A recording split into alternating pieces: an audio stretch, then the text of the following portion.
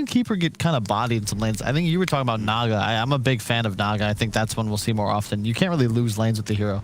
Here's a specialist hero though, and it depends if they've been actually practicing it. But you say that, but I did find a way to lose. Were you playing it? Yeah. But you were playing at 5, not 4 though. That's the thing. I was playing at 5, and I was also playing against Nax.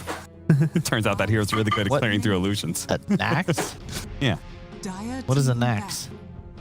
What do you mean an axe? An axe. Oh, you don't say a axe, you say an axe. Yeah, but I just heard that's nax. the English. I heard language. an axe, like it was one word. I was like, is that? What, were you like attacking him with his illusions or what? Like, what were you doing? No, I just said there wasn't a whole lot that I could do at a certain point. You know, I hit him at level 1 a whole bunch, and then at some point in time he got level 3, and I had a melee core, and together it was like, okay, well he's just gonna kind of free. That's probably your carry's fault, right? Unless you picked second. But if I had a Naga support, I feel like you have to pick a troll or a range carry, right? Yeah, a proper lad. Yeah. I dig the VP bans. Just take out the beast and and we saw Ghostic play both of those, and Necrobook heroes are just really annoying to deal with. Wow, this is fast. Well, I love the fact from VP. Like the key component. What? This is just speed drop, boys. Speed drop. Let's go. Speed analysis. Is this a rerun? Or are we just on fast forward right now? We're on fast forward. But VP, they take away the key heroes that Unique have liked to play, and also they also nab up the Shaman. So it's pretty much going, Unique, we're going to take 3 of your heroes that you liked playing, and now do something else, please. And then they speed draft their way through into now their second phase bans already. Is this a core Wisp though? Quite possibly. Really good duo with Tusk. One of the most powerful dual lanes ever because of the tag team plus overcharge. Pretty ridiculous. Yeah. Yeah, I'm going to say it. I think it has to be a core IO because that's the only time that I've seen the opener with Tusk look really good. Yeah. I will say, I love Virtus.Pro. I think that I don't know what you would classify it as. We usually say like creep heroes, but it's more just about units. In a way, like Visage Birds, Brewmaster, the Serpent Wards, Venom Wards, like these heroes that make stuff are really annoying to deal with for heroes that only deal like single target damage. And Virtus.Pro is both amazing team fight and tower pressure from a very early phase. In addition, the brew is open. So I really like this open because you effectively protect the Rasta and you can take objectives very easily. And you're open to pick effectively any other 3 heroes now. Like, this is just a really nice open. I think Brew is something we'll see a lot more of. What was it? The Brew Troll, where was a maxed out Cinder Brew and just axe throw into crazy amounts of burn damage. Who did that? Was that VP? That is something that LeBron was doing in the lower division of Europe. That's good. Like, that looked really good when we saw it. Just trying to think more about this IO. Like, you guys kind of gravitated towards the core potentially, but I'm just thinking with a Shaman 4 position, I think IO +1, Shaman doesn't really like playing into this type of lane where there's kind of 2 heroes holding hands the entire time. And he's a bit weaker in this scenario. So potentially it could just be that IO 5 with that big kind of bulked up carry, and then Tusk gets to play with a really aggressive off lane. But potentially we'll see as we get later on into the draft. Yeah, I mean, maybe we should first talk about whether or not Unique even has somebody to play a core. I have Palantimos. You know, I've had a little look, and I haven't. Nothing's glaringly obvious that IO is even present on supports or core. But okay, and that's also the sort of thing these players would hide. I know for I'm talking to a team in the upper division in EU, they were very aware Charlie Wisp would carry. Because they knew he had a Smurf and he was playing it on Smurf. And then the supports didn't. So pro players need to get a lot better at hiding their Smurfs because, for example, like with Secret, a couple of their players, they actually have no games on any of their accounts currently because they have found new accounts to hide on. So it is harder for teams to find and properly do research on what you're practicing. Yeah, that is something that having that hidden edge can really give you an extra something, right, BSJ? Yeah, absolutely. I feel like I need to get like a 3rd or 4th Smurf at this point because everyone knows about my first 2. Let's keep the light. Yeah. Such a quick draft. These guys just... They retired at a delay. They knew we had to wait an extra 45 minutes because of that first series, and they said, well, time to make up for lost time. What if they just got on a channel together and just like, you know, did the old way, pen and paper? Just straight up drafting against each other like that. Oh my goodness. All right, well, the Coddle we talked about is kind of being a lane winner, and it feels like VP all the way across the board, a bunch of lane winners, but they've got to deal with now a Timbersaw and an Enigma. How do we deal with that? It's going to be such a high-paced game from Virtus.Pro. Their lanes are strong, but also they have the counters to this Timbersaw. I think for Unique, they're going to have to look at maybe some flexibility where this Timbersaw lanes, because if it simply goes into Ursa, I feel like the kind of the script of the game is too easy for VP. Crush lane, play around Shaman. And Coddle Ursa is just so strong. We saw this the other day as well in the secret match. Well, actually, we didn't. I don't think there was a Coddle on that team. It was just Ursa. Yes. But along with Ember Spirit and Bristle, one of the better heroes with the Coddle, because you get double Qs off. Owns the Ursa in the laning phase. You don't really have too much burst damage on the side of Unique, and he's just going to run to this Enigma. So it's a little spooky. The team fight from VP also there with the double bear strat.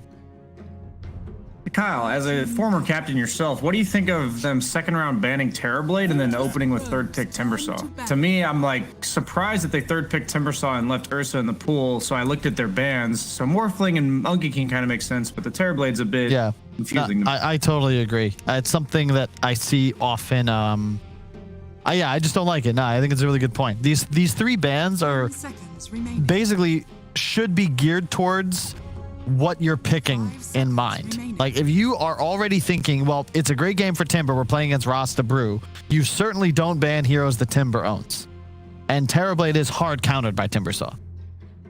I think maybe the only thing that this ban warrants is Unique. Even if they have the good matchup, they're scared about that eventual later timing where maybe they don't trust in their ability to really break down VP within the window that Timbersaw really excels at. And that eventual kind of hold would then put this Terrorblade into a good stead. Like IO Tusk into Terrorblade, like you feel like a non-factor going into like 25 minutes plus. So it could just be a respect thing. This is kind of wild though. Like Unique has so much time. So they definitely canned a bunch of this. Also, Ghostic, I think, will almost certainly be on that Enigma just because he's been playing these Necrobook heroes. Like, that's what he's practicing. That's why Beastmaster Lycan are first 2 banned by VP. So this is a 3 Enigma, means the Terrorblade is probably going to just go safe lane, I would say, even against the Brew. No clue where the Wisp Tusk would be. I'm thinking, and core Wisp with Enigma Timbersaw is kind of weird. So, well. Yeah, I mean, by this breakdown, it means you're looking for some sort of carry mid. Yeah, I think so. If that's I think that's Void Spirit mid. Correct, so the trouble is though, VP can swap these lanes up. They could put Ursa mid against him if necessary. Could we get a stat of okay, it is Palantimos playing the IO. Okay, I'm totally wrong on everything. Wait, it's the carry IO. I was about to say, I was like, this hypothetical, Kyle, makes it look real weird. Yeah, very wonky. Yeah, I was gonna say, I don't know, is this weird? Wait, this is Death Prophet 5? No, it's Death Prophet mid. They got to carry IO. They're going to be running Big Num 4 position with the Enigma so he can pull back the lane for Timbersaw because he doesn't need a 4 position in his lane, right? True. And then it'll just be Tusk Wisp, like Brian said, as a really strong lane. My fear is I think the Brew fares pretty well into this type of lane. He actually likes fighting up into this, and it's a bit too passive in my liking. I think IO needs a lot of time to farm. Enigma likes the jungle. Yeah. VP, they're go-getters. Claps lanes and off they go. Seconds remaining. You know, my analysts on the desk here have been all over the place. So BSJ, I feel like you have the best handle on this draft. To give it to me. I just want to give a PSA to people. If you want to deal with Enigma, he pulls the lane back, and that's what makes the hero kind of busted and annoying. So the best way to deal with it is just dive him. And I think they've got all the tools to be super aggressive early. I don't think Unique has the proper tools to respond to it. I think they, like you said, you have a lot of farmers. You have a lot of heroes that don't want to rotate, very stationary. You got this Void Spirit. You got the Coddle to recall people. You got Ursa. I think we're going to be seeing a quick steamroll from VP here. All of their heroes deal massive amounts of XP-based damage. They level up, their skills are stronger, it's more damage. On the side of Unique, there's just no damage. Like Tusk, IO, Enigma, very limited damage output. Death Prophet's going to need ultimate active. Like this needs to be in their flawless DP performance. They need to somehow take mid and top towers by 10-15 minutes, shrink the map for the Ursa, or to Brian's point, you know, they're just going to play corners and Coddle's going to win a game where you're playing corners. I'm just trying to picture the IO v Ursa matchup. Like, at what point does IO ever go, haha, I got you, Ursa, die to my farm? You know, like, I don't think there's like that kind of, no, it doesn't. Okay, surely there's some synergy when it comes to Team Unique. They've got a chance, right? They've got a Death Prophet that's buffed up by IO. Man, Kyle's just shaking his head. No, they don't. They don't have a chance. All right, Tika, go on. Head over there and join your partner in crime. We are going to be heading into the game. It's Team Unique versus Virtus.Pro. It's going to be casted by Moxie and T-Governor. I wasn't sure if I was supposed to move that over just yet, but welcome to the casting desk, T-Gov. It's very exciting to have you here to cast the very first time. And yeah, you know, it's definitely a valid point. I've never seen an IO like chuckle and say, ha!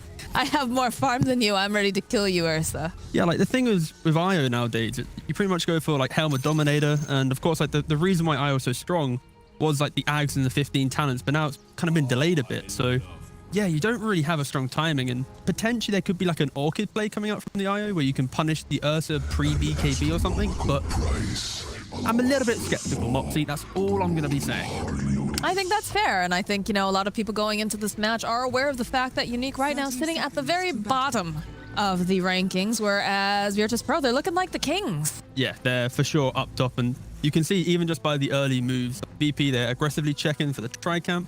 Often teams might want to defensively here, but yeah, VP just moving on in and making sure that they own the early bounty rune. Now, we just saw Brian do a laundry list long of just all the reasons of why VP should win this game. It is pretty long, I won't lie.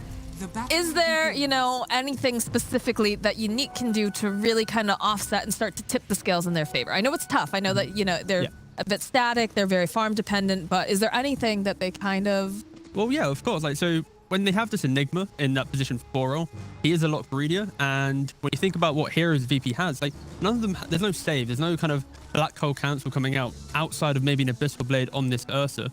So if this Enigma has a good game and play a kind of a slow pace kind of approach, then sure, I think you Black Hole him, get him out of the game, and suddenly Death Prophet can sell. But it's very much, you have to hit the big spells with the big cooldown to get yourself in. Small adjustment. There's a lot of pressure on this Enigma for sure, so keep an eye out on him. But, you know, this middle lane with the Death Prophet and the Void Spirit, of course, we're expecting to see K probably do very well here. Despite the fact that I feel like, you know, anytime you see a melee hero against the Death Prophet, she tends to have a little bit of an edge. Yeah, I think the saving grace is because you have this Void Spirit. Outside of lane, it's what they bring to the game, and that 4-minute rune, the Void Spirit naturally will be looking to move to the side lanes, be super active, and Death Prophet, very static kind of hero. You're pressuring the DPK. We've seen in the games he played so far in DPC, he's super active, likes to break down the map. We're going to see that again here with this one. Bullying save a little bit here in the top lane, but generally, you know, it's so weird because I've been seeing so much like early fighting, early aggression coming out of the EU region, but in CIS, it feels like everybody just kind of sits back and they just chill for a bit. It seems a bit backwards, right, from what we're... Yeah, I think it's kind of like 2 ways to play Dota right now, which is kind of what you touched on. It's the idea of you can wait and farm and then really break down the enemy with a good... Or you try and just run at them non-stop and then they never have the time to set up that kind of farming pattern. No, it is refreshing to see a little bit of flip within the regions, you know? I think it's interesting too. Usually, you know, we'll see rotations. Sometimes you get lucky, right? Sometimes we get a really good action rune coming out and the mid's able to snap it up and we start seeing that fight start like maybe a minute early. But otherwise, it seems like most of the action starts around the 5-minute mark, right? When everybody's scrambling for those bounty runes, rune bottles and whatnot. There's kind of like 2 really big windows. Kind of the active rune, if you have that hero to utilize it, and also you want to kind of refill the bottle and set yourself up for the bounty fight.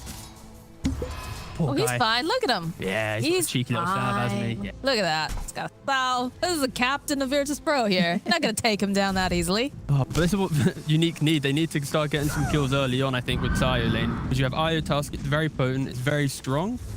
And then it will obviously kind of fall off when the IO needs to get 2 or 3 items to pick a hero. So the lack of early kills here is going to make you feel a little bit uncomfortable. Farm up here top lane. IO sitting at 7-1 currently. Not best feelings in the world. I didn't even... Oh yeah, that's a bit low. I think that's an understatement. A bit low. Yeah, it's a tad low. Yeah, it's not too good. But again, like, they're looking for the kills, and Slane has been pretty much in front of the Brewmaster this entire time, and all camp's not been able to utilize. So the VP are going to be loving life in this lane. I mean, how do you get kills in this lane? You've got an IO and you're facing off against, you know, someone fairly tanky, and of course, you know, Save is going to be able to actually, you know, save. He does have the shackles up, and that's, you can always get a value point in the Hex. Yeah, the thing about IO is you need that +1 to have that tether for the move speed and to be able to play. That forces your support not to be able to play on that full camp. Why we're seeing this lane always in front of the Shaman. But Slayer, he is doing a good job at tanking up the spells. You know, Warrant, he did get shackled. But, you know, as long as this IO can maybe get a couple more CS and get that Dominator and then start really getting entry to the game. This is a nice start here. Save, though, with the shackles. Couple of the spirits coming out, but he's still going to be able to walk away. Turns back around. Can they get a kill on Slayer here? They're hoping maybe they can get off enough damage, but you have to be careful, of course, with those over on the side. There's a lot of poking and prodding. No hard committals just yet, like I said, but 4 minutes has come up around. Our bottle here, Void also has that as well. So I think maybe around the 5 minute. A bit more scrapping, maybe a little bit more committal. Especially with Slayer sitting so low, and if Slayer leaves, then Palantimos is very, very vulnerable. I think the nice thing as well to see is, in like the EU region, we see a lot of active nature towards these runes, and we haven't seen that at all from these teams. We kind of allowed the mid lane to go, you know what? You guys play for the 50-50. If you lose, it's your own fault. We're not going to help secure it in any way. And that is a product of the Tusk having to help IO, the Enigma having to jungle, and then VP seeing that and just trying to apply that extra bit of pressure. Because if the supports ever leave for VP, that's when Unique will start kind of get carried away, getting that extra farm, because they are a lot greedier. Snapped up here. Nice ones. Kingslayer managing to grab 2 of them. 5. Slow and steady. It's early days. You know, I think VP, they're going to be very happy with this start. And I think Unique as well. I think both teams, they really aren't going to feel any pressure right now. The way that these lanes, maybe the IO is the only one feeling a little bit kind of more upset just in kills, but hopefully we're going to see some tempo ramped up, especially with GPK getting level 6. He might be starting to look to play on a side lane. I feel like we've seen this before. Although the IO Spears are doing a lot more damage this time, so there someone we dies, go. Moxie. That's what we care about. First blood at 5 minutes and 40-something seconds. Not usually what we see coming from this region. I like this, though. They rotate the Coddle to be able to try to put some more damage down. Just wipe up all of these. And, of course, the Eidolons. You have to be careful, though. GPK, oh, gets the taunt off. And they turns back around, throwing out the Illuminate. There's a lot of damage being thrown out on Pikachu. Save also rotating. I think GPK getting pretty low there forces out the save rotation. So saves will be a little bit uncomfortable with this TP. But in general, it's a very good move from VP, especially with the Coddle. Just getting rid of this early exo pressure from the tower and allowing for kind of this lack of pressure, because Unique, the pressure comes from the DP. DP ever wastes exo, they're on their own side of the river, they can't make any plays. Lane, DM getting harassed here by Palantimos and Slayer. The shards, though, not going to be able to tame him. And yeah, I do love the way, you know, you saw this rotation. You see the Eidolons in the lane, and then you just immediately see the Coddle make his way over because he's that Illuminate, push out the wave, and just effectively, you know, not necessarily stop the push because he's back to protect any longer, but definitely, you know, very effective. It's so sad seeing a nurse over your Timber, I won't lie. When you get left alone, you're the Timber Sword player, you're like, oh, bet, don't hit me. Leave me alone, just let me kind of trade farm. Have you ever done that in a game? Tried offering up a farm kind of treaty where it's like, I'll CS, you CS, don't hit each other? No, but I've definitely hit the pause button and said, wait, please, don't do this. Is this when you're full HP or like 10 HP? You don't want to do this. Oh, please. You know, the bargaining stage of grief for sure. But down bottom lane here goes Thick. But not a decent chunk of damage here against Nightfall. And he's really holding his own. They do have to be careful. Chakum coming forward. Nightfall's forced to jump ahead. Slayer just giving him tiny boops over on the side, but we'll have a rotation come out here. Ursa, again, the Chakram doing a decent amount of damage. Hop forward again.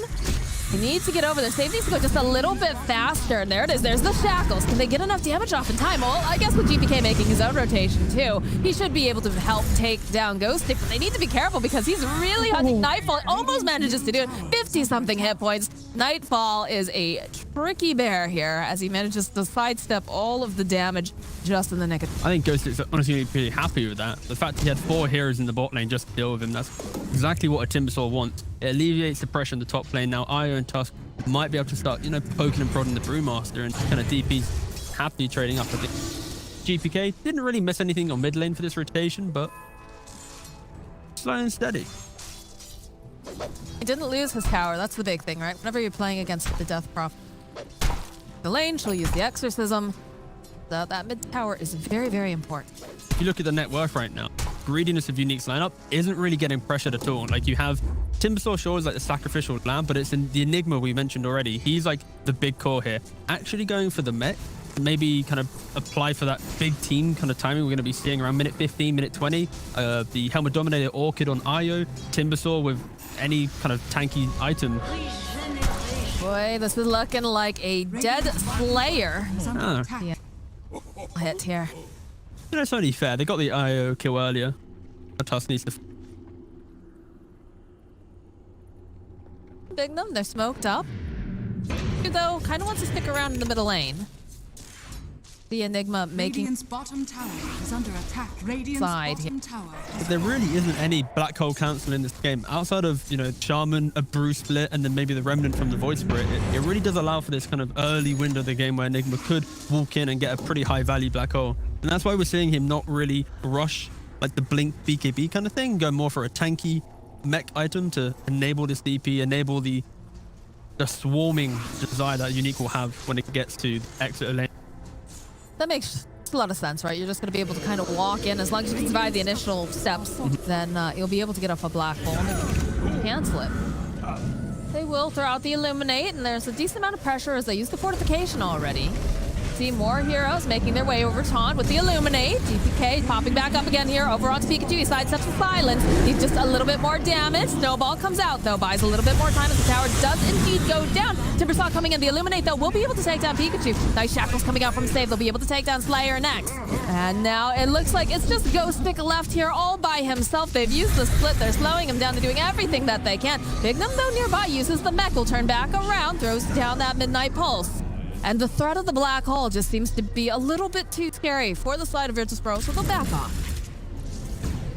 Unique, they're the ones actually kind of making all the proactive moves right now. They've taken away the spot tower, they're taking away mid, and in Dota, these are kind of fundamentally the most important towers in the game. It opens up a lot more pressure to come in the future.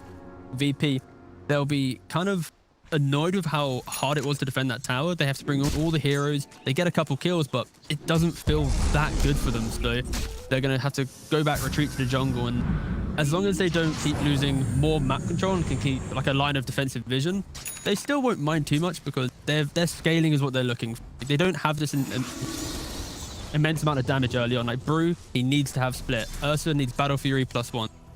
They're kind of accepting giving up the map, but this could easily get pretty Unique favored if they go again, get another tower, and then suddenly Roshan's on the card for them as well. I was about to say, yeah, you know, that tower always is very important, but especially when you really want to protect your mid tower. The enemies can't teleport as easily either to that area, but pressure will get placed on the top area here. Save uses Serpent Wards, and plenty of people in position, but they're smoked up on the side of Unique. Their way over. Over on the side. Slayer, smoke will pop. They'll find themselves safe. See Kingslayer hiding over in the corner. The Hex comes out. They'll get a shackle off. He's just trying to buy a little bit more time for his teammates, but he does manage to do it because they teleport out. Okay, he's going to get recalled. And so you end up losing, you know, your support. I think you're okay with this. Uh-oh. Now they're going to use this more decisions. That being, you know what, in fairness, Unique actually doing a pretty good job. I know coming into the series, a lot of people would be saying VP is a fail. But just the way in which they've had this like proactive need to take these early towers, they defended what is normally quite a simple push from a team with a Shaman. And now they're grouped up again. I think we have to look towards maybe the negative repercussions of this play from Unique, where they're grouping up a lot more than VP, which means that they're going to have, you know, lower XP, lower farm across all heroes, and it will give them this kind of early map presence. But the question is, will they be able to keep up with the farm compared to this Ursa, who's already, you know, 6.4k net worth, and he is the win condition. We are not seeing Unique shut down the win condition. They've been focused on a lot of the objectives, but not necessarily. It's interesting, right? It's kind of like focusing on the present, but not focusing on, you know, your investments for the future. All in at this. Yeah, exactly that. I think that is one of the big separations between tier 1 to tier 2. You feel good getting some kills, but like the question is, are those kills the kills that are really getting you into the winning position? right now for Unique, it isn't that bad, but I'd like to see them try and make some moves towards this Ursa, just stint his farm a little bit. Moves that they're making currently. Time. VP, they just go back top again. You see that Unique have taken this tower and pushing away. They get it for free. And now they're opening up this Roshan area for sure. Both teams could easily get a free Roshan with one good pickoff around the pit. And I think that's maybe what VP are doing right now. Smoking up. If they can break down this mid tower, get a couple kills, they'll instantly pivot straight to Roshan. Gotta make sure that they go and lock down. Definitely. They might run into Go. Wasn't actually a sentry there for Unique on the hill, so they're not going to be aware that VP are smoked up right now. They can kind of guess it just from side lanes being pushed in. And now, of course, the Serpent Ward's being dropped as well. They'll reveal, but Bignum also will reveal himself over on the side. They'll sign the IO immediately. Bignum trying to get into position here. Change forward. Fortification is out. Tossed out as well. Pikachu sitting very low. Palantino's going to make sure he stays alive. Good thing about Unique in these defensive, they are quite incredibly tanky. Tusk Snowball for the save, DP naturally is Siphon, Enigma with the mech, Timbersaw Aya. Like, if VP commit, they have to all in on that one hero and make sure they have enough burst potential. Right now, they don't have the items to do that. So that's why you can see VP being quite reserved. They'll come in, poke at the tower, but then instantly disengage because they want to try and continue out farming their opponent. Like Unique, they're going to be slow to get back out onto the map and start farming. And you can see how VP is trying to kind of utilize the positioning right now, get back a bit more of a gold lead because it is still a very even game right now. I think if they had maybe caught Bignum and been able to take him out, perhaps that fight. He is the biggest threat. A major team fight component. Makes everything go because I feel like, you know, you can burst down. It's not the easiest. You just kind of ignore the. You don't want to engage. And now you're going to see him here. He's about to complete his Jewel Scepter as well. We spoke earlier about the kind of lockdown that VP has. When they take a team fight, there always has to be one player calling for, I'm holding this stun for the black hole. And it's pretty much like 3 or 4 stars that we're talking about. Nice pick off from. Fine to kill and save, and that is actually going to be the Blink Dagger for Bignum. More crucial, they're going to have to be very, very careful in the fights. It's going to be a case of hunting down the Enigma. Trying to work out the point in which this Brew is going to have like a nice entry to the. He likes to pop his ult, try and get a quick kill, reset, and go, and we haven't really seen that from the.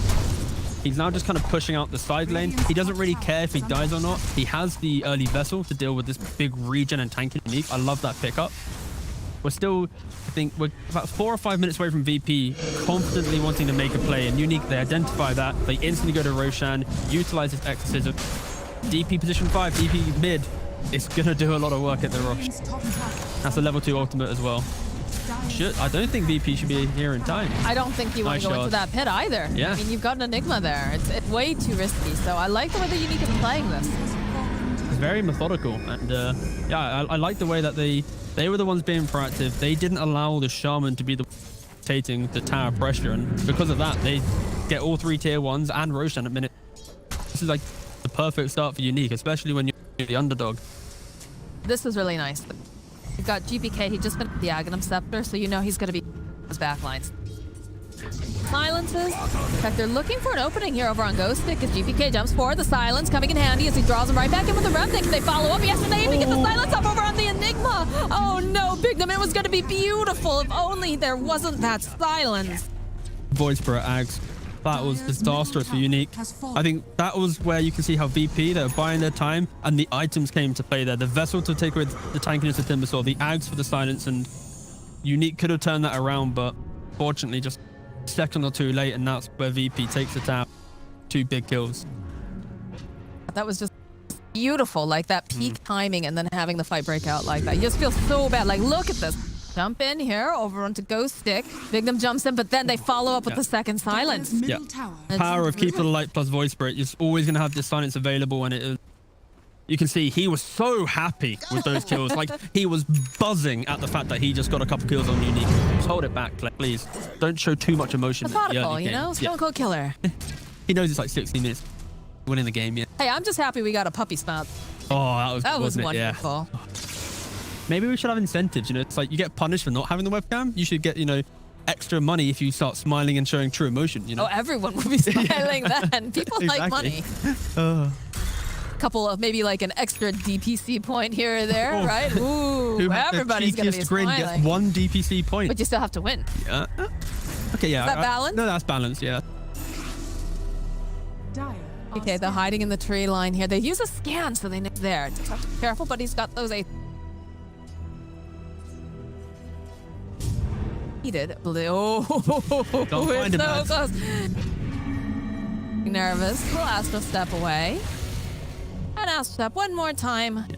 Be on cooldown for another 7 seconds. I don't think they're gonna. I don't think it's. Anyways, the recall, anyways. I think the worst thing here right now is if Unique is going over after GPK, but then a recall and an instant kill onto IO would have been disastrous because Unique's in the top left corner of the map. Oh my god. Luckily, IO wasn't in a position where that could easily have happened. But VP were positioned to want to try and make these plays. We do have the KB can support IO as well, but again, it's not like he is the tankiest little ball of light here. So while it will prevent him from getting locked down, I'm not sure it'll be alive if the rest crumbled around. And a really nice thing that VP are doing right now is they're ensuring that the vision is based on the objectives they want to play at. I think if you look at the minimap real quick, Unique, they have 2 side lane wards, which makes their game feel really hard to play because you're not really playing at the tier 1 bot or the tier 1 top. So a big vision advantage from VP right now to be able to make the correct moves. And it does indicate that this top push, everyone should be here. Just because you see mid lane pushed in, bot lane pushed in, VP should be very aware that this top tri-camp area, and showing in the lane, does pretty much help. Yep. Well, down goes the tower here. It looks like they're okay with letting it go. It feels like Virtus.Pro, they're playing their own game. It really feels like they're like, okay, we're gonna allow them this and this, but I know that I'm gonna be, finishing up this item at this timing. Everything's fine, guys. It just feels like a very chill game for them, where they're not feeling as pressure. Whereas Unique definitely has that, like, we are on a time. It does feel like. I think we kind of mentioned it on the panel. It's the idea that what does the IO ever do to the Ursa in the kind of late game? It's kind of like little ball of light versus big bear. It doesn't really kind of weigh up that well. And yeah, I think Unique, they are really trying to play around this early window. I think VP as well, they show the respect of a potential Lotus Orb coming out. We see that just on the table now. Brewmaster, everything that he's bringing to the table right now is kind of gone. We don't really care about a split too much. Unique are too tanky. This Vessel, all right, cool. You're now kind of just like a vision in fight. So yeah, Unique and a really big power spike right. Probably waiting for the second Roshan to really try and break down VP. Start pressuring there. So what do we want to see come more than just an extra body in the fight? Okay, well, I'm happy that he went for this Midas to kind of give himself a game, because I think the way that we were discussing this Vessel already falling off, he needs to scale. He's got Aghanims in his quick buy right now. That does allow him to scale, but realistically, a BKB after that, just to have continued presence in the fight. One hero on VP that can just get the vision is critical. Nightfall. Do they go in? Oh, they have the black hole. The BKB is out. The follow-up, though, with the Exorcism. They just turn right back around. Again, they get the kill on Bignum. Now Slayer trying to run away from GPK, as is Pikachu. He's getting just chased down. They'll be able to go reload out, but that Io's going to be coming back. And that is, of course, your core. Slayer, though, leading them on a merry chase, says, come look at me. Don't pay attention to my Io. And it doesn't matter because he is going to go down. Very dangerous, though. Palantimos is going to be coming back here with Pikachu. They drop the Serpent Wards over onto Ghostic. Save, he's going to take a lot of damage. That Essence Ring, though, looks like it's going to be able to keep him alive just a bit longer. As Pikachu now will go down. Ghostic is going to get bashed up, and they just need a little bit more damage with this Timber Saw. By God, they have it. Somehow, Palantimos is still alive, but it doesn't look like he's going to be living much longer here, Tigov, because the rest of the team is here. The Spirit Vessel is here, and it's Nightfall with a triple kill. I just think the patience of VP, it really put Unique in this position. Okay, we got the Black Hole. We have to make a play. We need to do something. You can see the kind of the haste from the Enigma to want to try and instantly get it off, and Void Spirit just in position to just jump in, silence, and no, I should have a BKB. I can instantly cancel. Without the Black Hole, where's the team fight? So unfortunately for Unique, they kind of buckled under the pressure of VP doing nothing. And it sounds weird to say, but in Dota, I think that is the worst pressure to feel, when your enemy is not making any moves against you, and you're like, wait, they're just farming. But we have to do something, and that's exactly what happened here.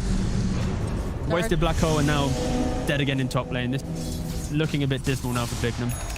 I mean, he's putting up a decent fight considering that there are has survived an extra 3 seconds. Yeah, you know? Hey, those are 3 seconds that Nightfall was not hitting creeps or hitting any other of his. So that is min-maxing to the highest of levels. You gotta look at the positive side of things. That is true. The interesting thing as well in that fight is after the black hole was wasted, they also brought the DP back in after the IO save. It's like they really committed to trying to take the fight, which was very, very interesting. I don't think you use it like that if you're a core IO. Yeah, is that just me or? It feels like they were trying to make the big save and then like, all right, I'm a core. All right, let's go for the fight. Oh, okay. So Unique, they need to reset. They need to really think about what's the next fight. And I think simply put, it's having the vision to get off the correct black hole. We mentioned already what's the cancel. I think if you can maybe get the Tusk to find the Shaman, the Enigma maybe even black holes the Void Spirit, and then you get to play out the game there. Cut out the Ursa to the very end because this Ags on Void Spirit is way too disastrous. Played it beautifully. That was a core IO, by the way. That was a core IO. Now it's looking like a Dead Slayer as well. They're just hemorrhaging kills around the map right now. And I mentioned earlier the idea about vision in this game, and I think the product of those 2 side lane wards, it doesn't really allow you to make these strong mid kind of positional moves. And if you look at the minimap again, Dire, they got 1 ward entering their jungle. There's nothing to really play around. They don't see anything happening, and that's where the likes of Ursa, Void Spirit, and even the Kotal with the recall, they can just pick off anyone who shows in the lane or even the jungle. I feel like this Kotal is just too good of a hero right now. Bonkers, Moxie. Just let's not even sugarcoat it. The hero is stupid. With Chakra, I can refresh some abilities from my ultimate, you know? Like pressing the button, it's stupid.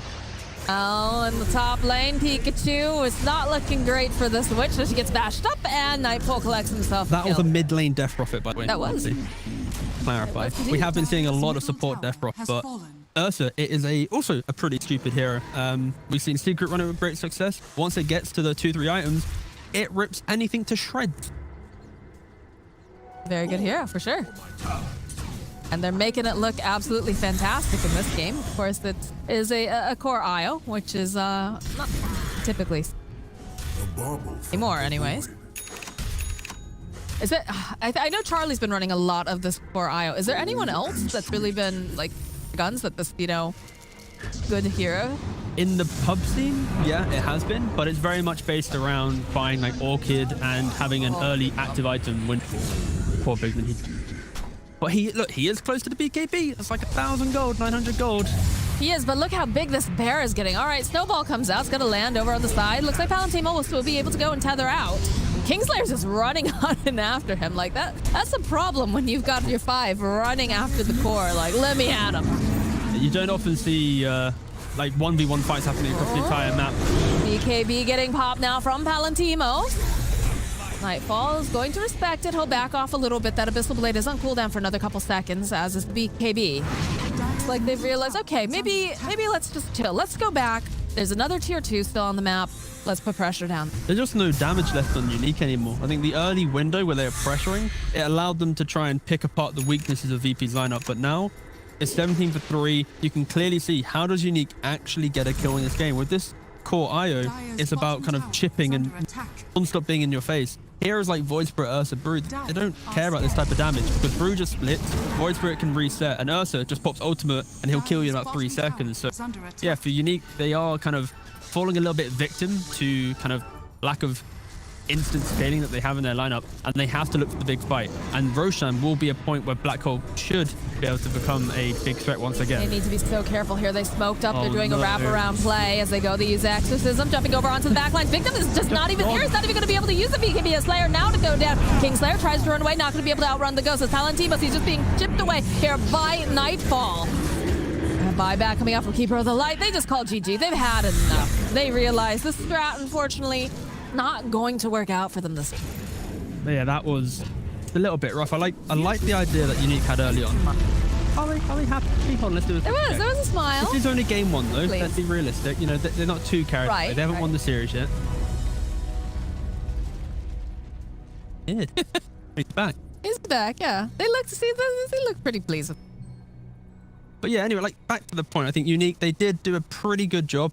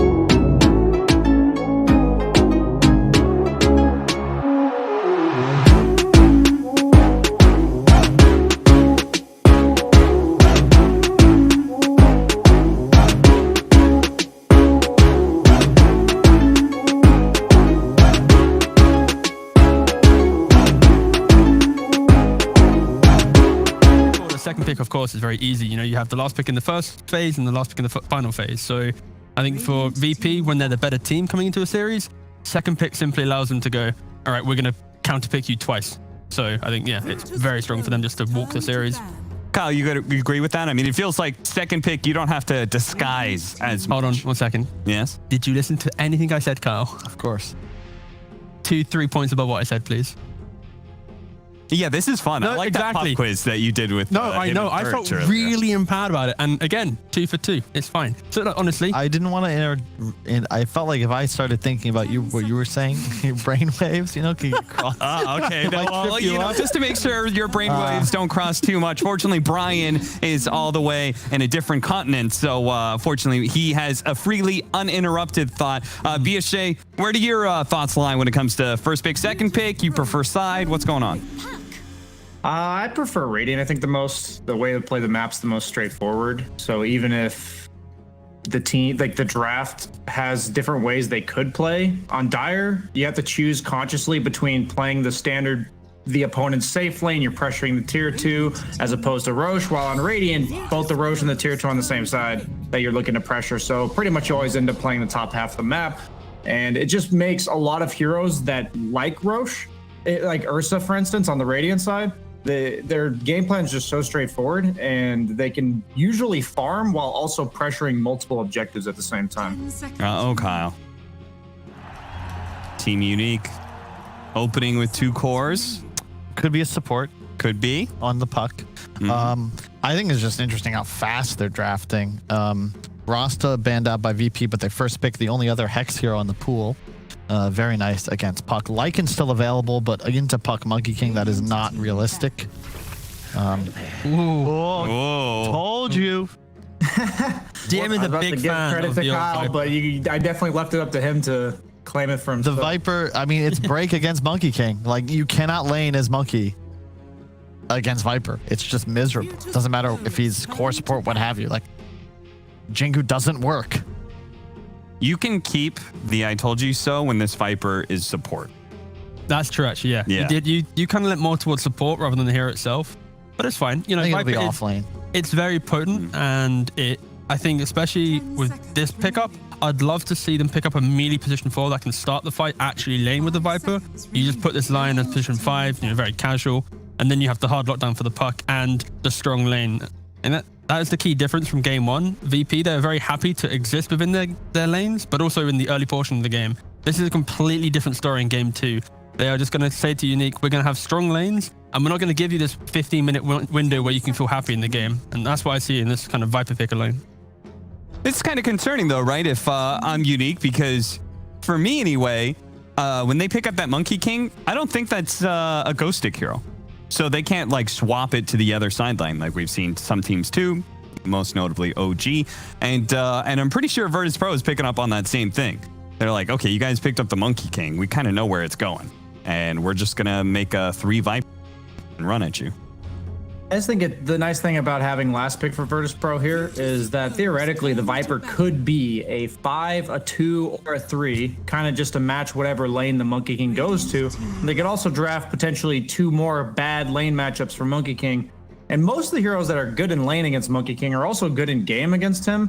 And I put Monkey King in the category of feast or famine heroes. He either controls the game, takes off, gets unkillable, and his Wukong just kills everybody, or he kind of just feels incredibly lackluster where he can't farm independently. He's always stuck sitting in trees, hoping the opponent doesn't find him, and I'm looking for Virtus.Pro to put him in the ladder here.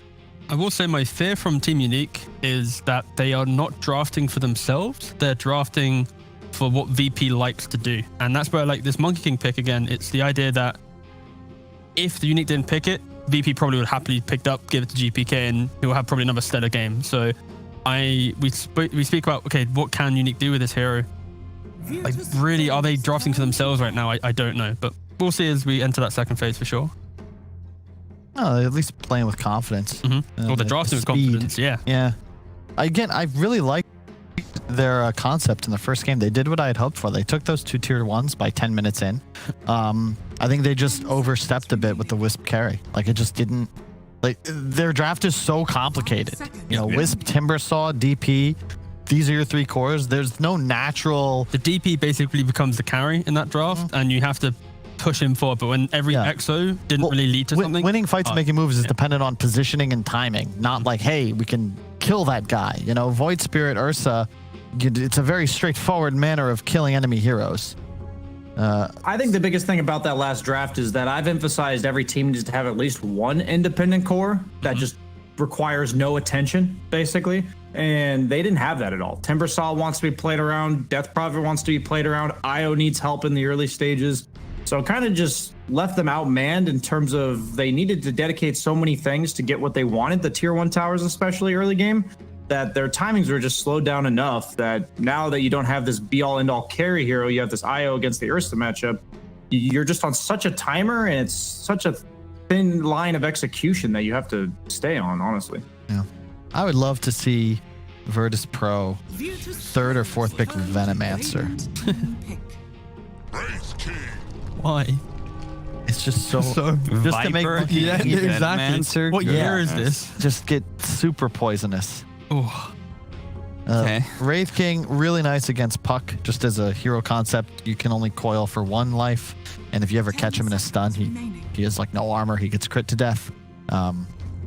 Better carry against Monkey to an extent now that there's no Jingu to worry about. They're also trying to cover themselves a bit here because some teams would go, okay, let's just pick up position 4 here, and then you see the 5 line, the offlane Viper, the position, the 4, and VP is like, we just want this Wraith King. We know it's good, so just pick it. And again, that's the difference when you're looking at drafting. Confident teams pick what they just need to pick, and they don't care about the counters coming in, especially when Unique are actually banning out some of the bigger Wraith King counters. That's a really nice Furion pick. None of these heroes really like to lane against him.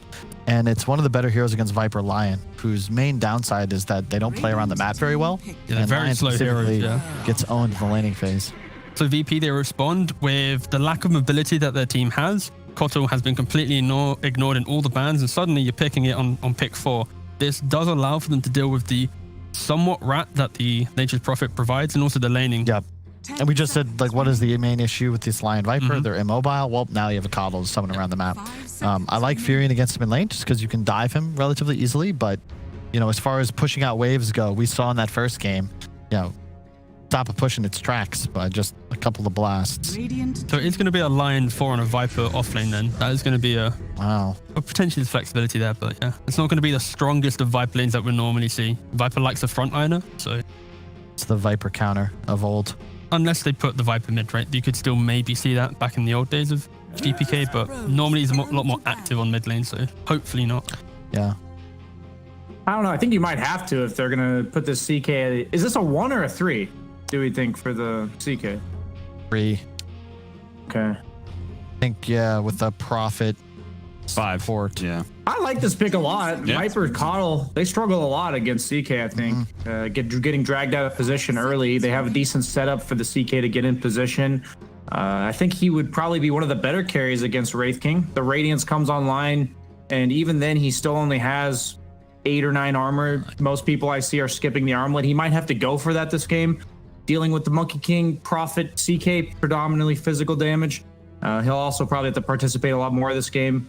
In the early stages, just because of the pace that Team Unique's representing again.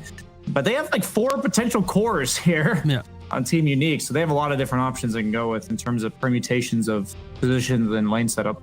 Yeah, I like the idea that they can play out their lanes. If they go even again, they actually have a way to pressure the towers, pressure just the map in general, the ability of Furion and Monkey King across the map, and just that constant need to fight. VP, they like to play a little bit slower. They're more patient for their team timings. And if you suddenly get behind the tower on a Coddle, so that tower defense is gone, and maybe that jungle can be properly shut down. Like, if Unique had that one fighting core in the previous game, they would have been able to shut down that jungle. But at least now they've kind of realized that, and they have kind of so much fighting, so much skirmishing ability to be able to win lanes and try and properly hold their ground in the exit of laning phase. 5 seconds remaining. Well, it's Unique that will have to reveal what their strategy is ultimately first. So Virtus.Pro still going to have that wiggle room going into their final last pick. So if we're talking about 3 Chaos Knight, a Monkey King safe lane, so we're just looking for our 4 position. what are we missing here? Because we already have some team fights starting with Puck. We've got the follow-up from the Monkey King. I wouldn't mind something like a bottom. I would say like a range, like a Will Bottom or is something. such an NA hero. You can't tell. Yeah, you just have a lot of setups for it, and I feel like the extra bit of stun duration will be really nice against Viper and Wraith King. It also gives you like the informational advantage. That's the one thing I look for with Potom mostly is the vision advantage in fights. Okay. As well as moves I on the could map. see that. I just think you need some actual initiation. Like right now, it's really tough, and your frontliner is effectively a CK or a Monkey King walking forwards. I suppose Puck could be in there too, but I just think having a long range catch Like a with Phoenix Prophet, or a Willow, in my opinion. You know, just go for the ranged hero in the lane, but big team fight, just to cover yourself if the game gets a bit awkward. Yeah, and you I have like the that. core to be like that soft save. So, and we've seen it run against Coddle with Secret yesterday. Like, there's so much pressure on the lane, it's kind of hard to deal with. Makes Chaos Knight a lot more fearsome as a frontline if you have a really big team fight spell behind him. Yeah, exactly that. I can get behind that. All right, well, we're all behind it. We'll see if Unique is. And the carry IO coming. Yeah, IO Chaos Knight, of course. Okay. Whoa, okay, that's a swerve. We're going to do a Puck support 4 and an Invoker mid. I can dig it. It's nice against the Wraith King, but it's just really this again like a really complicated draft from Unique. I don't think that any of their cores can afford to have a poor game, whereas VP's lineup is very straightforward. I think they're trying to get too clever with it. Take on the big dogs of VP and Ooh, That's such what a brutal that's such a nice pick. like team fight. Yeah, It is sure. going to be the mid Viper. Okay. Yeah. It's a rough lane against Monkey, sure, but Is it though? With the line, they could even do some lane shenanigans where they put the Kotal plus Tide. That Yeah, is they very can potent aggro. lane. Exactly, And yeah. Yeah. I think for me, it's all about this Invoker, the pressure that he applies with maybe the Quaz Wex build, setting that tempo Dude, with that but vessel. doesn't Viper just dump it's people Big middle? Gun playing Monkey King. So 4 Monkey? 4 Monkey, 5 Puck, because Slayer was playing that, which left us with a core Nature's Prophet. Okay, into I Wraith didn't King, see who was it, but I think that's mid. it makes sense. Oh, You no. have better lanes. It's the same as we've seen people like you downgrade the core that's hard counted, right? Oh, Okay. Monkey King against Viper. This isn't really playable. We'll make it a support, but I just don't. Is that a thing you can do? Like, Oh, I don't know. Let's go to BSJ. BSJ, is that a thing they can pull off? Is 4 Monkey King a thing again? It's been a while. I'll just be honest and say that when you're the worser team, I think it's not ideal to go for these super complicated, convoluted, all over the place kind of drafts. And they just have, I said there were a bunch of different permutations they could do. This was honestly one of the last ones I expected them to do. And I think they kind of outplayed themselves in their own draft on the side of the Team Unique. All right, well, thank you, BSJ. T Governor, I'm going to let you go next so you can hustle on over to the casting desk. What do you Yay. think? Oh, no prediction? You just want to, Well, you I can leave. predict- I can literally talk anyway. Get the hell out of Bye-bye. Just leave me and Kyle on the desk here. Kyle, this is, I mean, you said you like downgrading it, like the core that's countered, but it leaves you with the 4 Monkey King. Like, that feels, I mean, again, it It's goes to your tough. point about complicated. This is a It's- complicated like, draft. There's a difference between when you're picking open heroes to keep things open and when it's like, okay, guys, shit. Where does everybody go? Who's playing what? Because I've been in that situation a few times where you kind of outthink yourself. VP's lineup is very straightforward. They have to fight. You have a Wraith King carry. You got a Viper mid. Everything's feeling good.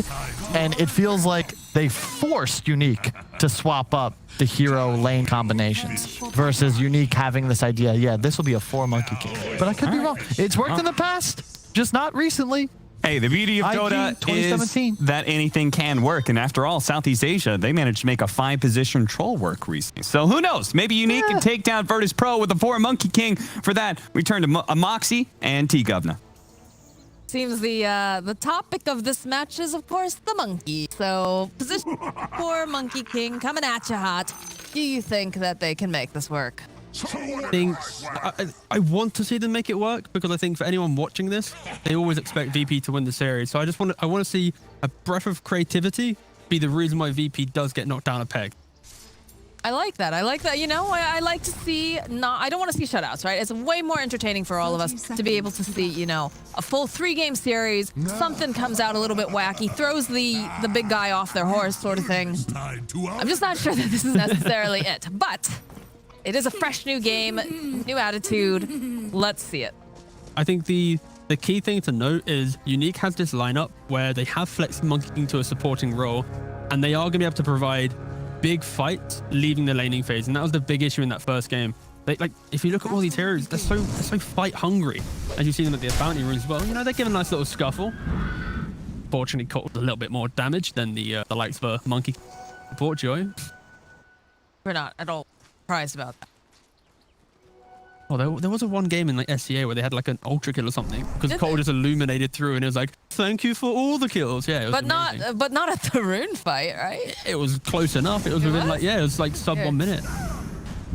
Well, there's a lot of that damage getting pumped out here in the bottom lane. I still think Save is like the only person I know that can make Lion work right now. That high arrow just feels very awful to play. Yeah, it doesn't feel good for sure. You like a slow game, but think about how VP played that previous game. It was slow in nature. VP, they're starting this bot lane with a tri-lane. GPK diving behind the tower already. They're so aggressive.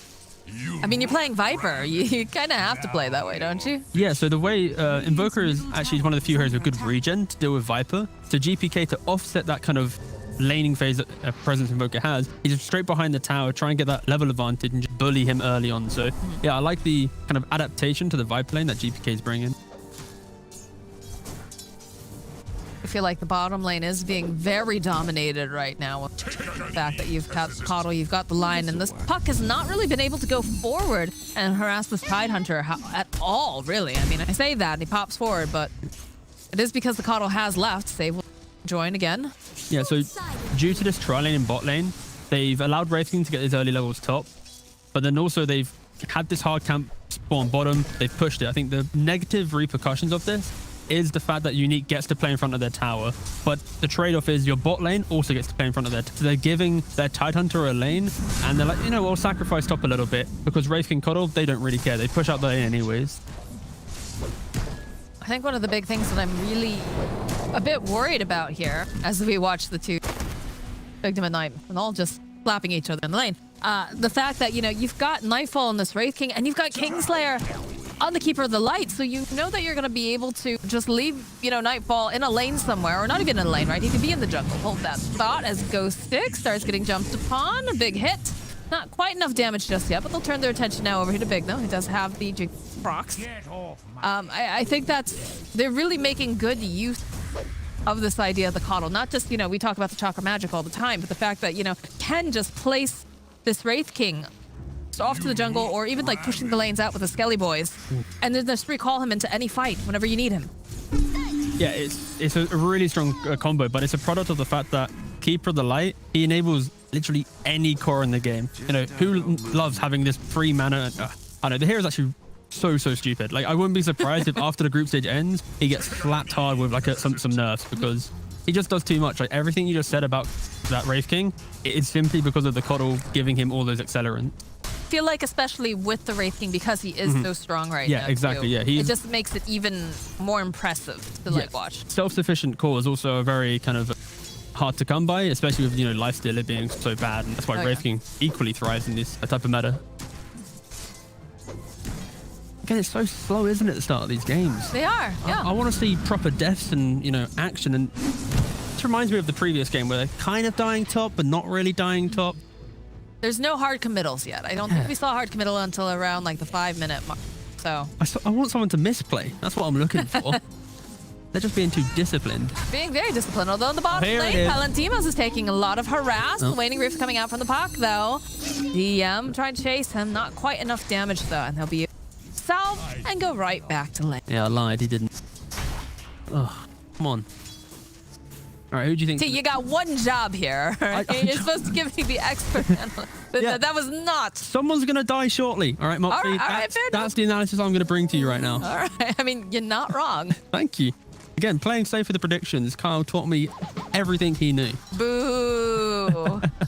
Don't be a coward, T. Come on now. All right. Okay, non-cowardly prediction. I want to say that CK will be dying first in this game. Okay, all right, there we go. There we go. Yeah, thank you. Oh, come on. No, you're I'm not watching the game now. Yeah, hold on. Not biased. I just made a prediction. Oh. I think. As you slow down your words in the hope. No, I'm watching the team fight. Okay. No, I'm watching the team fight because I don't want to, have to jump around too much. I think definitely it's going to be Nature's Prophet who dies first. Yeah, that's true. No, yeah, that's my strong second. Changing No, that's my strong second. Okay. Sir, please.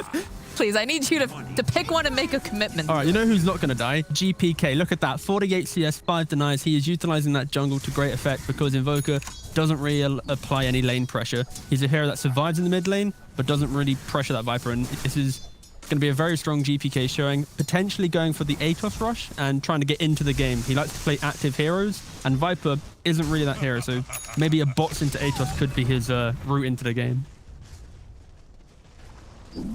All right, CK, you're going to die anytime soon with my prediction.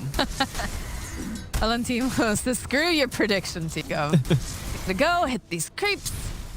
Life is going to be good. Kingslayer, though, is getting chased away a little bit here on the top lane. And it is a bit later now, too. We've reached past the 5-minute bounty boon. Still no real hard aggression coming. But you talk about GPK, he's having the time of his life. What do you do against this Viper? How do you solve this right now? If you're unique, you can't do anything really to slow him down, because if you throw bodies into that lane, although we do have a little bit of action breaking out here, so save. Gonna make both of us look wrong because he is gonna be the first blood. Slayer happily will take that. So a little bit of battle between the forts here. Some harass going over onto Ghost Stick. We just went for the harder prediction. We went for a core prediction. Naturally the farmers, the tankier heroes. So we're just trying to look, even more smart. It's fine. I'm sure, as far as cores go, I'm sure it's going to be Nature's Prophet. Yes. That's how we keep the predictions alive. Very smart. It's fine. But bottom lane, the jump forward down here onto DM, plus the Waning Rift. 3 heroes. Now, again, he's pretty tanky.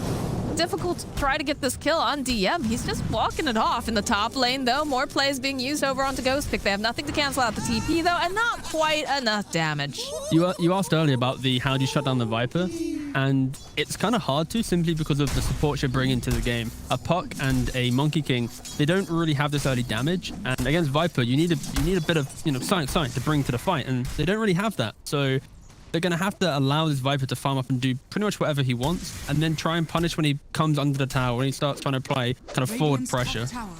Right now, look at him, 3.2k net worth. There is nothing you can do to him. But isn't that a bit terrifying, the fact that you're just letting a Viper just farm?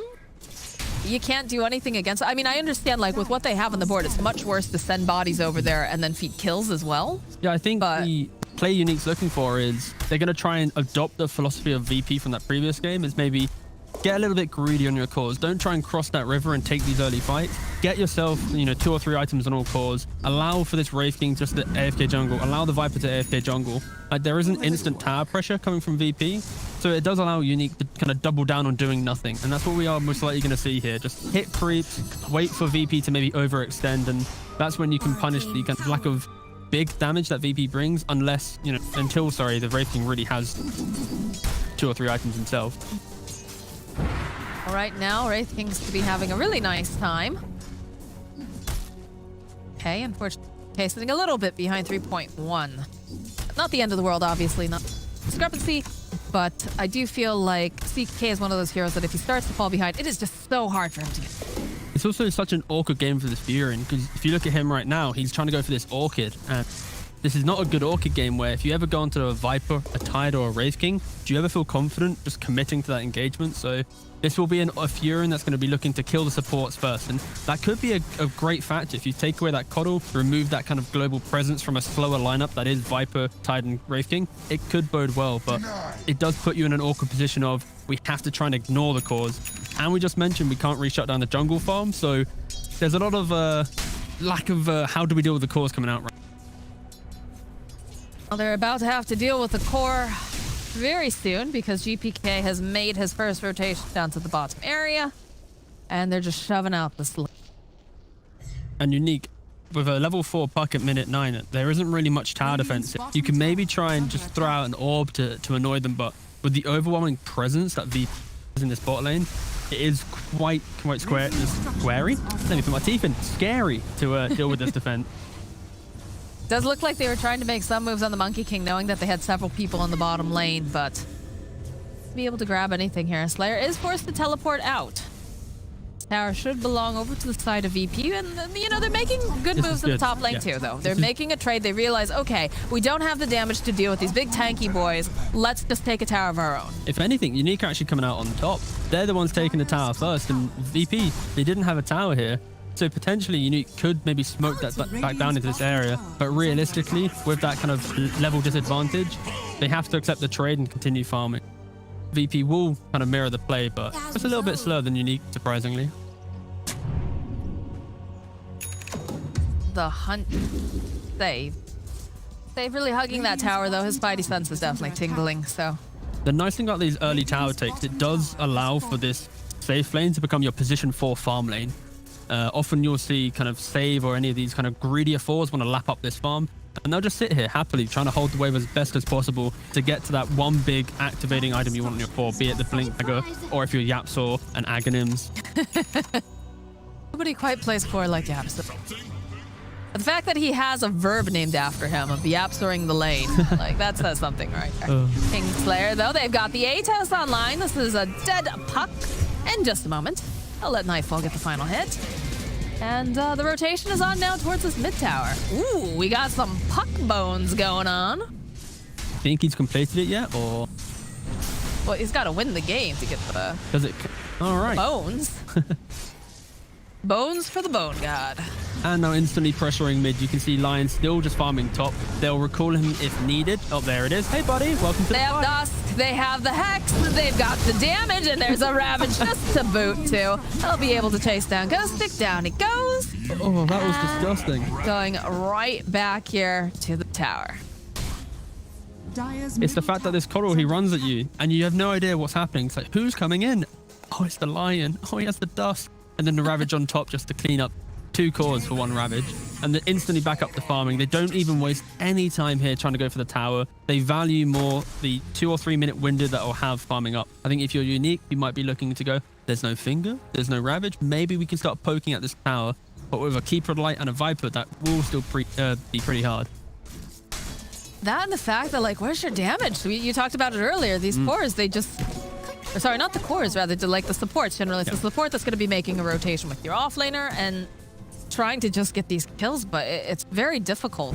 Not designed for that particular style of play. Yeah, they're kind of like tempo setters where they want to be utilizing objectives to be the reason why VP reacts. And when you have so many heroes on VP's lineup that will happily defend a tower, it's hard for Unique to really get behind that one core and go, yeah, let's go take this fight. And oh, look at this. And here's the Coddle. Wait for a second. Oh, surprise, there's a Lion there. And wait for it. Oh, this is the beautiful part. Ghost Stick TP's into the Ravage, unfortunately, and then dies as well. Oh, that was a finger kill, too. Oh, look at that. Look at him. He's like, yes, I Look did it. at the giggles. I love it. Oh. The euphoria of killing someone in the... Oh, I think it's also the fact that you got the finger off, right? Yeah, it's you true. Get that little one. extra. Did he ping it? He has got 1 stack, though. He's a happy lad now. Yeah, that's a good way to start off the game. Are scanning.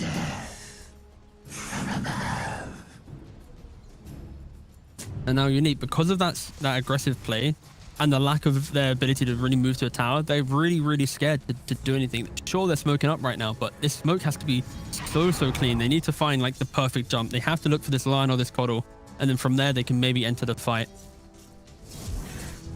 Feels like they're just kind of delta splitting now. Yeah, that smoke was like, guys, do we actually have the damage, guys? And they're like, no, really. Like the Fury is very close to Orchid. They might find save. Oh, Hex comes out immediately. Boundless thrown out. Save is gonna get stuck in the tree. So does have the Quelling Blade though, and he's still just look at the amount of time that they're taking to chase him down. Kingslayer's already here. They're ready to re-engage. He didn't giggle over that one though. He wasn't so happy. He still got a little smile. Oh, yeah, that's a little one, yeah. This is gonna be fun. We're gonna get to do the who has the best smile here in the deep. Sure. There we go. That's a good red button for when the ESL DreamHack days are. DPC points. imagine getting kicked from a team but having the best smile.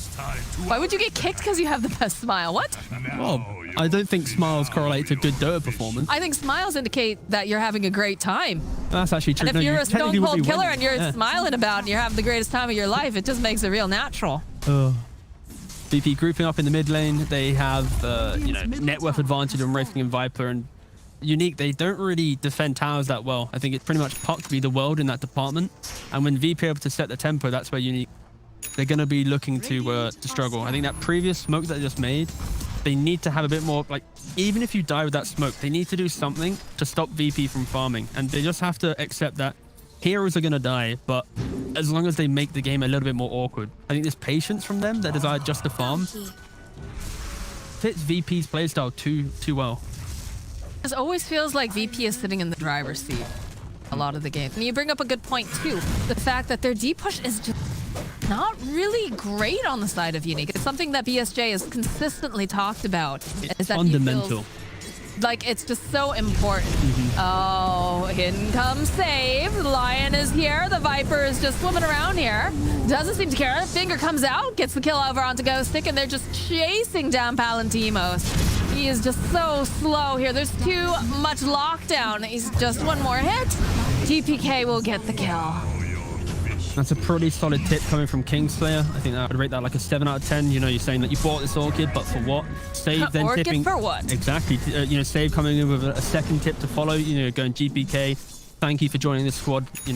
Gambit, very happy. And you're really getting a lot out of these tips. I'm very impressed. I do really read into tips quite a lot. I think, Save is very happy that his mid laner wants to play Viper. A lot of mid laners nowadays want to be active, and he's just thanking his mid lane for going, thank you for being the guy that will play what the team needs. You should make like a YouTube series where you take all the tips that are going on in the DPC and you give us the lore behind them. I would actually watch that. That's true.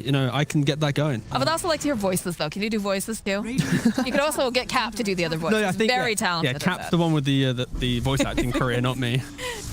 Bottom lane, this Puck is just poking, but he's actually not going to be able to get away. He's just a little bit timed off here, or rather, Save was right on time. I love the fact that when there wasn't the Shaman available from VP, they needed some instant lockdown on a support for this Puck, even if it's support. We've seen how, Poppy on Secret, when he has this elusive Puck playing so in your face, and you don't have that stun, it's so hard to deal with. And VP, they have this Lion, they're always going to be able to shut him down in the early portion of the game. It's Viper. How do you stop him from farming? He's got a Hood of Defiance. He's a big old boy, and that's going to be a smoke. Coming out from the side of EP, they can recall. Look at the mini-map right now. Look at the sea of sentries. Unique cannot make any aggressive plays right now. I really hope that they group up and take a proper fight. This top tier 2 fight earlier, it was only a 3v5, and not looking like you're going to get that nice fight that you're looking for. Dreamcoil does get him out, but they're all within range. It doesn't even matter. Viper Strike comes out. They just literally stand there. They don't move, T. They literally just stand their ground. They're like, okay. Any tips going, though? No tips. Okay. No tips, not this time. And the reason for the lack of tips here is VP know that they were smoking for the play, and they realize that because of that, it's not really tip worthy because it's their proactive move. Tips are best utilized when you actually react to a play and come out on top, because you're taking their enemy shot calling and going, ha, this was so bad, we turned it around. So that's when tips really do hit the hardest. Excellent, excellent. I'm writing notes about this. I will be a pro by the end of this from listening about how to properly tip. And also, etiquette. You only have so many tips in the game. You have to make sure it hits the hardest. Can you coach some of the South American players on this? Because they like to throw those bad boys out all willy-nilly a lot of the time. You meet Tulane and you're like, I'm laning against him, tip. It's like, no. You got to hold the tip. Even Bait, actually. Bait, I haven't watched a lot of their games recently, but I know that Duster is very liberal. Oh, I've played against him in some pubs. He loves tipping me for some reason. You'd have to give us the lore behind that one, T? I'm just bad. And he's wasting his tips on me. I already know I'm bad. Eh? Yeah, exactly. Yeah. I've got like near 2 million Dota shards. You want to keep tipping me, boy. I'm going to be rich. I do like the way that they're playing with GPK showing in lane. You've got Save hiding off in the corner because I feel like they might try to make moves, but at the same time, I don't think you can make a move on GPK. You can't really make a move unless you are 5, and that's where I think we keep touching on the idea of why Keep Fight is so strong. Look, already Save's now in the bot lane, backing up his boys. Viper, he's got the boots of travel, so he can quickly TP to mid, push that out, and then soon he'll be recalled back into that bot lane if needed to help with the fight. Unique, they have to make a team play once they get to their big items. I think Invoker, he just completed his BKB. The CK, much. So it's hard to really comment. I won't lie. I was optimistically going to be like, all right, Invoker's got the BKB. The CK's got the BK. No, okay, he hasn't. He's got an armlet. He's got the can-do attitude. He's got the charisma. You know, he's got everything going for him. But it's such a hard CK game. It is. In the idea of you're a hero that pops ult and you want to blow up a hero quick. You don't blow up the Viper quick. You don't blow up the Tide quick. And even if you blow up the Wraith King quick, he has a second life.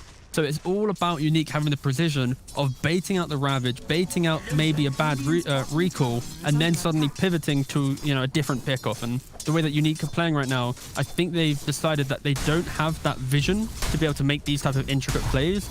So they are just going to keep waiting, and maybe VP, when they go to Roshan or they go to an area of the map that's quite condensed, they can start using Coil, they can use Wukongs, and the kind of the global presence of the Furion. But it's still a waiting game. It's a position for Monkey King. So yes, you have the Wukongs. Yes, you have the Stream Coil on your position 5 puck. Like, where's your damage coming from against these big tanky boys who have, you know, Hoods of Defiances and whatnot? It's a very good question, Moxie. And I think Unique are going to have to wait for about 3 items each for it. Yeah, it's a good point. Yeah. But like, it's the point of their best way of fighting right now. Like, you can never ignore a fight, right? You have to at least try and take one key fight. I think utilizing the big spells that you have on Unique, you allow for maybe the misstep from VP. You know, if there isn't a Ravage, if there isn't a Finger, suddenly it's the Viper just kind of getting kited. That's where you can play around that, but it doesn't sound great, you know. Is there a win probability? I'm sure it's going to be pretty dire favored. So difficult. We talked about this earlier on, that when a CK starts to fall a little bit behind, it's very difficult for him to start bouncing back up again, especially when this Wraith King has had such a time. And then, of course, you've got a Viper who's just massive safe. Smoke does pop. It's already getting dragged in by Palantima, so he is going to be the sacrificial lamb here. And again, a 5v5 does look very scary for the side of Unique, but taking out this Lion definitely will set the odds a little bit more in their favor. But now they continue. Oh, I hear a Ravage over on the backside. The jump forward. VP, they're ready to fight. The buyback now over onto Lion Slayer, trying to run away over here on the side. Though, do you manage to get a nice Dream Coil up? But again, look at them. They don't move ever, T. They just stand there and they're like, okay, cool. I want to be here. I just think... Oh my God, look at this. The slow death. It's on its way. Pikachu, he's trying to run. He pops his BKB because he knows that he's not going to be outrunning this Viper. And we can't forget that DM actually did tip the Lion at the tail end of that fight simply because the Lion died at the start but had the buyback available, utilizing the recall from Keep the Light to get straight back into that fight and to have instant presence. So DM is like, don't worry, buddy, we understand that buyback was good. Supportive tips coming out from VP, but also aggressive ones coming earlier on. Somebody was writing about this the other day, talking about the way that Puppy actually, like, when he goes down in fights, he will usually immediately buy back if fights are terrible. And that seems like one of those situations where, well, you know, they think they have the advantage. They're like, okay, it's go time, let's go. But you've got to keep her the light. Yeah, numbers advantage is like the biggest kind of reason for aggressive plays. But if you look at that fight, it's they get a Lion pick off, they're running into an area of the map where they don't have vision. Outpost is dire favored, and there's that buyback threat with the Coddle. Like, I think from Unique, if they were maybe a little bit happier with that Lion kill, you know, okay, we accepted. You can't play aggressive for 30 seconds now. Farm for 30 seconds. And keep holding this tri-camp area. Like, that is such a scary area to run into with any lineup, especially with VP where they're a little bit slower to move into areas. But once they're fortified, they're very scary. So for Unique, the fact that they left their fortified location, ran into a potential buyback Lion that we've seen in 1,000 games, that doesn't bode well for the kind of the big picture strategy from Unique and how they're trying to win this game. They're hoping for VP just not to be in position. And, you know, we've said it a lot of times now, Viper has boots of travel and Keeper of the Light. Bloody bonkers. Disgusting. Recall. Nerf it. Get rid of it, actually. That's what I want to say. No. No. Calm down. We're going a little too crazy here, T. I'm a big fan of Keep the Light. It has graced me with much of my art, but I just don't feel good doing it, you know? Well, what would you suggest as an actual balancing? I think Chakra just shouldn't affect recall. The idea that you can recall one guy, mana yourself, and suddenly you're reducing that cooldown. Like, it just needs to be a fixed value. I think that the idea of teleportation globally in Dota is very strong, and any kind of manipulation of that cooldown is going to be overpowered if utilized correctly. So yeah, I think just remove Chakra affecting that would be very helpful. All right, well, he's summoned in his friend the Lion. Opening the Ravage used on the puck. Oh, he's dead, isn't he? And he's dead, yeah. It does manage to clip over on the side. Ghost Stick with the BKB. The fight going on over on the other side. They managed to go get the Phantasm off. It's a decent amount of damage over here on the Viper. He's going to be silent. Glimmered, though. Buys a little bit more time. Throw down the Ice Wall. It's a beautiful stun coming out from Saves. He gets the finger off. Down goes Palantimos. The rest of them trying to leave. Ghost Stick man fighting over here with GPK. It's a lot of damage from those little treants, though. Has a couple of those stick charges. We'll just get backed up by the pot. Oh, and Save comes in with the Impale, the Hex, the Illuminate. They say, you do not get to touch him. He's ours. Now, if this was a moment, you probably would want to use a tip here because you did just break down a very easy fight. I think this is actually Unique's best chance for a fight. They located the Viper at the very start. The Ravage was, you know, somewhat wasted on just the puck alone. And it did give Unique a good window to try and muscle up into a, you know, 7k deficit fight. But unfortunately, the lack of damage and detection really coming to a hindrance in VP. They kind of brush off this kind of engagement instantly into Roshan, and it's rough. But we've only got 13 kills in 23 minutes, Moxie. Like, I was promised more action and death and destruction, and I got nothing. I guess you're going to have to wait for one of the EU days then. Yeah, yeah. I have to say, though, they are just VP playing this so clean. It's so methodical. It's like, it's beautiful to watch, but we want to see more, you know, death and destruction occurring across this map. Fair play. You know, they are being extremely ruthless in the non-killing department. I mean, if you don't need to get a kill, then you don't need to. Yeah, kills are overrated. Up to Palantimos. Rest of the crew is here. Viper Strike. Already managed to hold him into place. The root comes out. Click, click, and down he goes. Yeah, and unfortunately, if you look into this kind of CK pick a little bit more, it's the idea that your carry, the CK pick later in the draft, you're playing into a lot of AoE damage. CK likes to thrive when there's a lot of single target spells. Any hero on the side of VP, other than actually even breaking with the Radiance, they all have a way to deal with kind of the ultimate of CK, and that's the biggest threat that he brings. So yeah, Unique, they need to keep buying time, but they are doing a pretty good job at just kind of keeping the game going. It doesn't sound good saying it, but they are being kind of annoying. You know, Ghost Stick playing so deep. You got Puck now sitting behind the tier 2 top. Like, these are the type of plays that you've accepted you can never fight, but if you wait another 15 or so minutes, then you might be able to take that play. VP, they see straight through this. They're like, we're not going to play around with this creep wave shenanigans. We're just going to go straight to the racks and trying to force it. Force it, indeed. See that they were trying to cut some of the waves earlier on, trying to buy a little bit more. He's hunting. He wants that courier. He'll have to be satisfied with GPKs, who's already delivered the package. Tornado EMP, Big Num winding up. Manages to land the Boundless, but look how tanky they are. They just walk away and they say, all right, yeah, that's fine. We'll come back another time. Biggest counter to Monkey King is walking. That's all I got for you. Glad we flew you here, T. I'm really... That's exactly what, yeah. It's the expert analysis that you pay the big bucks for. Yeah, pretty unfortunate for Unique. I'm really trying to think of a way that they can get back into this game, and it's simply maybe you can play on the fact that Wraith King doesn't have his shard yet, and he's relying on his BKB plus the Keep the Light to be that big kind of mana, but you can play around EMP when he runs up alone. You EMP, couple chain stuns, maybe remove Coddle from the engagement. Suddenly he's misplayed a bit, doesn't have the mana for ultimate, but so many little steps that you have to. I think one of the biggest things that would allow Unique back in this game is if somehow Virtus.Pro makes some sort of mistake, right? They get picked off. They manage to get a couple pickoffs. It opens the door, but they're not going to do that. They don't play that way. The fact that they've got the boots and trowel on the Viper, you've got the recall coming out from the Cuddle. They're just always a moment's notice away from one another. In fact, look at this big... Careful. He's taking some burn damage. Pinging out. Lucky. Save. Are they just going to walk past them? Guys, I found them. Can we run away to the other side of the map, please? We don't want to fight them. But they have to eventually. You can't just hide in that base forever. And they are doing a great job of being able to cut these waves, right? They're trying to be elusive, trying to buy some more time. But the problem is, even though they're buying this time, Save just finds himself a nature's prophet, and Nightfall is going to find himself a kill. I like how DM was trying. Oh, more bones. They do have to win the match though for those bones to maybe that pressure alone on the Wraith King could go too much, buckle under the cosmetic pressure that the game is applying to him. Oh boy, we're reaching now. I am. I really am. I'm just surprised that he doesn't have the bones on. That already.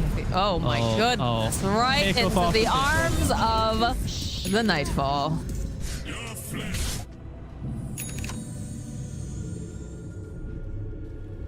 And now instantly back up to top. Keep the light, just bringing everyone around. Whew, Nightfall. God, that's terrifying. That's some Dark Souls level scary of just a Wraith King, you know, all the bones hanging out and then just spider legs everywhere. I just want him to, in one play, actually cut down the tree the Monkey King's on and go, oh, I found him. My play worked. Yeah, it's been pretty ridiculous the amount of times that Monkey King's been allowed to just do monkey things. Ghost stick, spider legs, abyssal blade, and all of his little tree babies. Look at them, they turn around. They don't want to die. They don't want to watch their papa die. Those poor little orphan trees, they're just scarred for life. Luckily, their lives don't last that very long. But we've now got to the point of the game where VP is lacking tips, utilizing now the all chat voice lines because they just don't have any left in the tank to really throw it inside of Uni. Look at how strong GPK feels he is. He can just walk forward here. Doesn't even have the rest of his.